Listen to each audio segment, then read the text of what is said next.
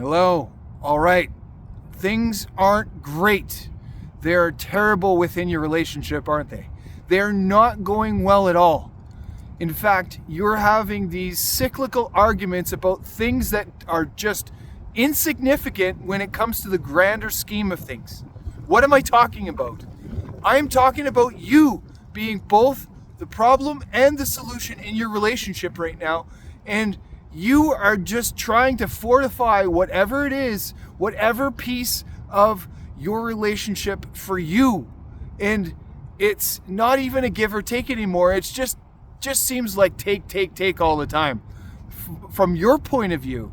And from her point of view, it seems like all the traits exhibit this. All the traits exhibit all the anger, all the things that she's feeling right now, and the behavior that you're getting is because she doesn't feel that you are safe, you are reliable, and she feels that you're insecure and wishy-washy. And it's an innate thing that our women have, that our wives have, and it's so wonderful. It's so wonderful that they can pick up on these things. But it is a menace sometimes, because what it does is it puts us in if you have wounds, if you have core wounds that you haven't really dealt with that have come and stem from your childhood, then those will turn them on, and you can't get beyond certain thoughts in your head. Whoa, what is this? What does all this mean, Jesse? It means I want you to take a bigger piece of your relationship from right now until the next time we have this conversation. And that means that you've got to really step up, because whatever is going on in your relationship right now, when it comes to just getting yourself in a place where you can actually have and feel relaxed, it isn't happening. But here's why. When I said that you are both the problem and the solution, I meant it. But let's dive into this a little bit deeper. The reason why things are happening right now is because you are not asserting your own boundaries. You have not carved out enough for you, and you are actually resenting bits of yourself in order to just carry out your life daily. You're exhausted. You are just not sure what to do, and you're not sure who to be able to rely on. But it's not doing anything for you. And what Tony Robbins says is that if the pain that you're currently in, if you have made the decision, and I'm paraphrasing by the way, if you have made the decision to stay in the pain that you're already in, then the pain will become greater in order for the change to happen. What does that mean? It means that things are going to get incredibly uncomfortable in order for you to change them. And they didn't need to be that way, because all you needed to do when things started to become uncomfortable for you was start making the changes then. But you needed to see this. You needed to know that there was actually a problem, didn't you? Like me, there have been times in this relationship and in others where I've had to really work through this. I've had to work through this in myself, and it's been my inability to lead.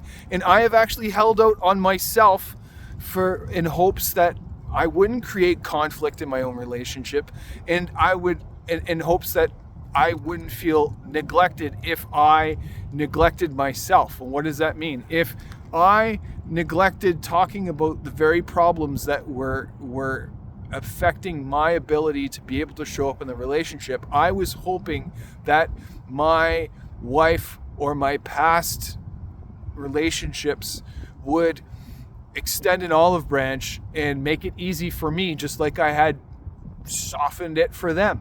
That's not how this goes. That's not how this goes. So let's take account for what's going on with you right now. She's not listening to you. She's arguing with you. She is creating cyclical arguments because there are things that you do daily, and you're going, what is this even about? This isn't even about something that we should be even talking about. When we talk about the grander scheme of things, there's so much more that we should be talking about, like finances in the future. We should be talking about what the kids should be listening to, what they should be watching, what they should be learning in school, what we should be doing within our careers, how we should be supporting one another. Not talking in petty arguments about how we didn't do this, or we didn't clean the dishwasher out very well, or how come you didn't look at my car last night, or why haven't you taken my car to the car wash, or how come you get to give yourself a new pair of running shoes and you have left me out, or how come you haven't shared this with me because you've kept it for so long and I'm just finding out about it now. And you go, and it goes on and on. In reality, here's what's going on, man.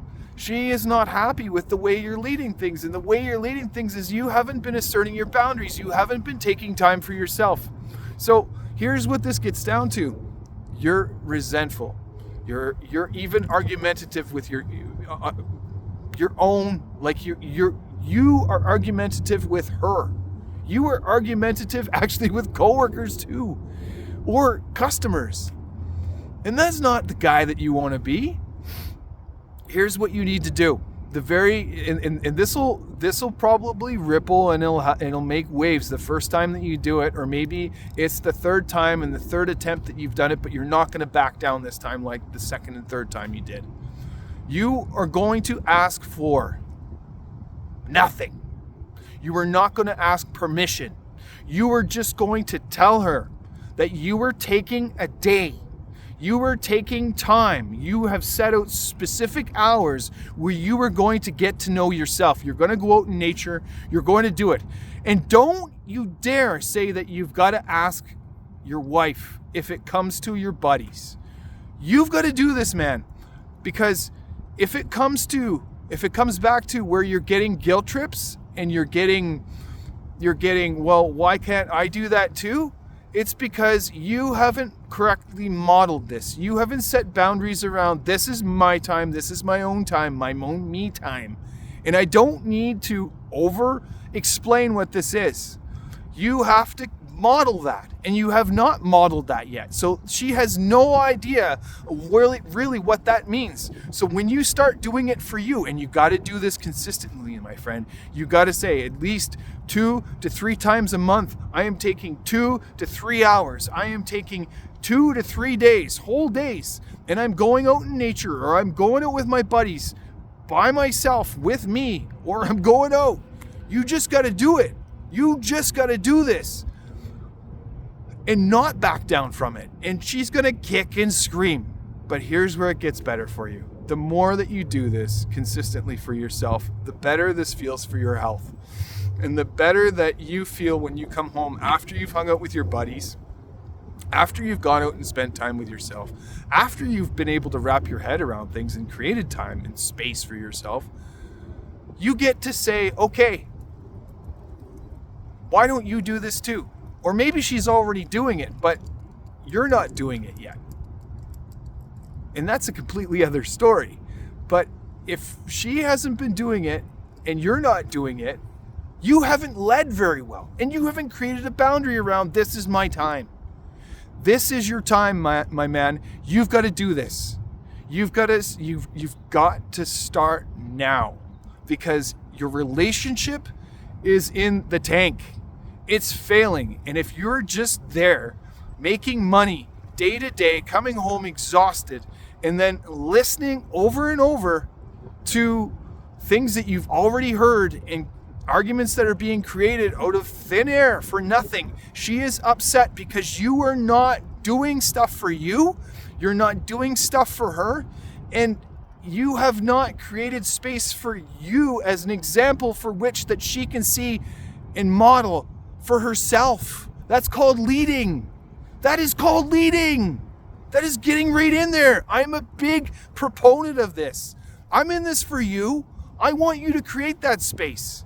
And if you're not already creating that space, I want you to talk to me, because I'm big on this, my man. You've got to do this for your own health, because the next thing you know, there's going to be an issue, and it's going to be your health. You're going to have a mental health breakdown, or something's going to happen in your body where you're going to end up seeing the doctor, going to the hospital, having an operation. And guess what? You could have avoided all of that by avoiding the stress, and you could have contacted me.